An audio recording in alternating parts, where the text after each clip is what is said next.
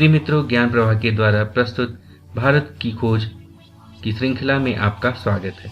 आज हम CBSE NCERT द्वारा कक्षा 8वीं के लिए हिंदी की पूरक पाठ्यपुस्तक के रूप में अनुमोदित भारत के प्रथम प्रधानमंत्री जवाहरलाल नेहरू द्वारा लिखित भारत की खोज के तृतीय अध्याय सिंधु घाटी सभ्यता के प्रथम भाग में सिंधु घाटी सभ्यता एवं आर्यों का आना अंश को सुनेंगे। तो प्रस्तुत है अध्याय 3 सिंधु घाटी सभ्यता के प्रथम भाग में सिंधु घाटी सभ्यता एवं आर्यों का आना अंश। इस अध्याय का प्रारंभ सिंधु घाटी सभ्यता से होता है।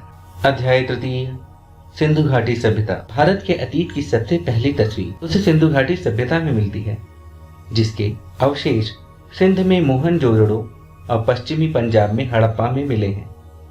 इन खुदाइयों ने प्राचीन इतिहास की समझ में क्रांति ला दी है। मोहनजोदड़ो और हड़प्पा एक दूसरे से काफी दूरी पर हैं। दोनों स्थानों पर इन खंडहरों की खोज मात्र एक संयोग थी। इस बात में संदेह नहीं कि इन दोनों के बीच भी ऐसे ही बहुत से और नगर एवं अवशेष दबे पड़े होंगे, जिन्हें प्राचीन मनुष्य ने बसाया होगा। यह सभ्यता विशेष रूप से उत्तर भारत में दूर दूर तक फैली थी। संभव है कि भविष्य में भी इसी सुदूर अतीत को उद्घाटित करने का काम हाथ में लिया जाए और महत्वपूर्ण नई खोजें की जाए। इस सभ्यता के अवशेष इतनी दूर दूर जगहों पर मिले हैं, जैसे पश्चिम में काठियावाड़ में और पंजाब के अंबाला जिले में। यह विश्वास किया जाता है कि यह सभ्यता गंगा घाटी तक फैली थी, इसलिए यह केवल सिंधु घाटी सभ्यता भर नहीं, उससे बहुत अधिक है। अब तक हम जो जान सके हैं उसका बहुत महत्व है।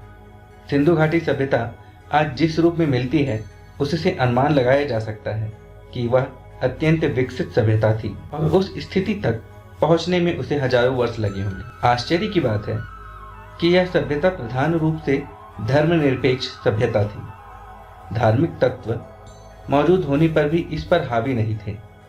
यह भी स्पष्ट है कि यह भारत में बाद के सांस्कृतिक युगों की अग्रदूत थी। सिंधु घाटी सभ्यता ने फारस, मेसोपोटामिया और मिस्र की सभ्यताओं से संबंध स्थापित किया और व्यापार किया। कुछ दृष्टियों से यह सभ्यता उनकी तुलना में बेहतर थी। यह एक ऐसी नागर सभ्यता थी जिसमें व्यापारी वर्ग धनाढ्य था और उसकी भूमिका महत्वपूर्ण थी। सड़कों पर दुकानों की कतारें थी और दुकानें संभवतः छोटी थी। सिंधु घाटी सभ्यता और वर्तमान भारत के बीच समय के ऐसे कई दौर गुजरे हैं जिनके बारे में हम बहुत कम जानते हैं। वैसे भी इस बीच असंख्य परिवर्तन हुए हैं, लेकिन भीतर ही भीतर निरंतरता की ऐसी श्रृंखला चली आ रही है जो आधुनिक भारत को 6-7 हजार पुराने उस बीते हुए युग से जोड़ती है जब संभवतः सिंधु घाटी सभ्यता की शुरुआत हुई थी। यह देखकर अचरज होता है कि मोहनजोदड़ो और हड़प्पा में कितना कुछ ऐसा है जो हमें चली आती परंपरा और रहन सहन की, लोक प्रचलित रीति रिवाजों की, दस्तकारी की, यहाँ तक कि पोशाकों के फैशन की याद दिलाता है। यह बात दिलचस्प है कि भारत अपनी कहानी की इस भोर बेला में ही एक नन्हे बच्चे की तरह नहीं, बल्कि अनेक रूपों में विकसित सयाने रूप में दिखाई पड़ता है। वह जीवन के तौर तरीकों से अपरिचित नहीं है। उसने कलाओं और जीवन की सुख सुविधाओं में उल्लेखनीय तकनीकी प्रगति कर ली है। उसने केवल सुंदर वस्तुओं का सृजन ही नहीं किया, बल्कि आधुनिक सभ्यता के उपयोगी और ज्यादा ठेठ चिन्हों, अच्छे हमामों और नालियों के तंत्र का निर्माण भी किया है। सुनते हैं दूसरा अंश, आर्यों का आना। सिंधु घाटी सभ्यता के ये लोग कौन थे और कहां से आए थे, इसका हमें अब भी पता नहीं है। यह संभावना भी है कि इनकी संस्कृति इसी देश की संस्कृति थी। उसकी जड़ें और शाखाएं दक्षिण भारत में भी मिल सकती हैं। कुछ विद्वानों को इन लोगों और दक्षिण भारत की द्रविड़ जातियों एवं संस्कृति के बीच अनिवार्य समानता दिखाई पड़ती है। यदि प्राचीन समय में कुछ लोग भारत में आए भी थे, तो यह घटना मोहनजोदड़ो के समय से कई हजार वर्ष पहले घटी होगी। व्यवहारिक दृष्टि से हम उन्हें भारत के ही निवासी मान सकते हैं। सिंधु घाटी की सभ्यता के बारे में कुछ लोगों का कहना है कि उसका अंत अकस्मात किसी ऐसी दुर्घटना से हो गया जिसकी कोई व्याख्या नहीं मिलती। सिंधु नदी अपनी भयंकर बाढ़ों के लिए प्रसिद्ध है, जो नगरों और गांवों को बहा ले जाती है। यह भी संभव है कि मौसम के परिवर्तन से धीरे धीरे जमीन सूखती गई और खेतों पर रेगिस्तान छा गया। मोहनजोदड़ो के खंडहर अपने आप में इस बात का प्रमाण है कि बालू की तह पर तह जमती गई, जिससे शहर की जमीन की सतह ऊंची उठती गई और नगरवासियों को मजबूर होकर पुरानी नींवों पर ऊंचाई पर मकान बनाने पड़े। खुदाई में निकले कुछ मकान 2 या 3 मंजिले जान पड़ते हैं। वे इस बात का सबूत है कि सतह के ऊंचे उठने के कारण समय समय पर उनकी दीवारें भी ऊंची उठाई गई। हम जानते हैं कि सिंध का सूबा पुराने समय में बहुत समृद्ध और उपजाऊ था, पर मध्य युग के बाद वह ज्यादातर रेगिस्तान रह गया। इसलिए यह मुमकिन है कि मौसमी परिवर्तनों ने उन इलाकों के निवासियों और उनके रहन सहन की पद्धति को प्रभावित किया हो, लेकिन मौसम के परिवर्तनों का प्रभाव दूर दूर तक फैली इस नागर सभ्यता के अपेक्षाकृत छोटे से हिस्से पर पड़ा होगा।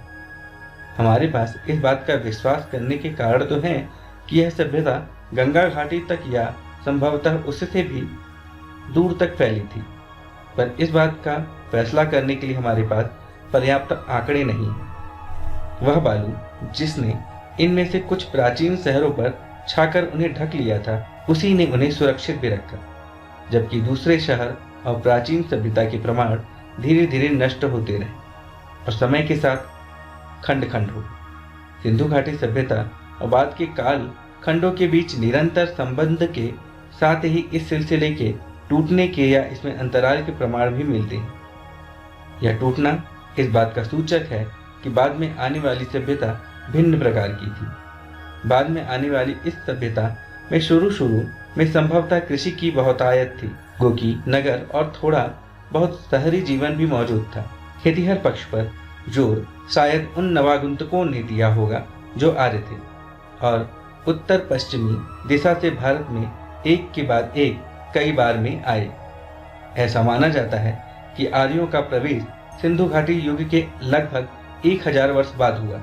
यह भी संभव है कि इनमें इतना बड़ा समय का अंतर न रहा हो और पश्चिमोत्तर दिशा से भारत में ये कबीले और जातियां समय समय पर आती रहीं और भारत में जन्म होती रहीं। सबसे पहला बड़ा सांस्कृतिक समन्वय और मेलजोल बाहर से आने वाले आर्यों और उन द्रविड़ जाति के लोगों के बीच हुआ जो संभवतः सिंधु घाटी सभ्यता के प्रतिनिधि थे। इसी समन्वय और मेलजोल से भारतीय जातियों और बुनियादी भारतीय संस्कृति का विकास हुआ, जिनमें दोनों सभ्यताओं के तत्व साफ दिखाई पड़ते हैं। बाद के युगों में और बहुत सी जातियां आईं, सबने अपना प्रभाव डाला और फिर यहीं घुल मिलकर रह गए। तृतीय अध्याय सिंधु घाटी सभ्यता के प्रथम भाग में सिंधु घाटी सभ्यता एवं आर्यों का आना अंश का समाप्त हुआ। अब अगले अंक में मिलेंगे, तब तक के लिए धन्यवाद, नमस्कार।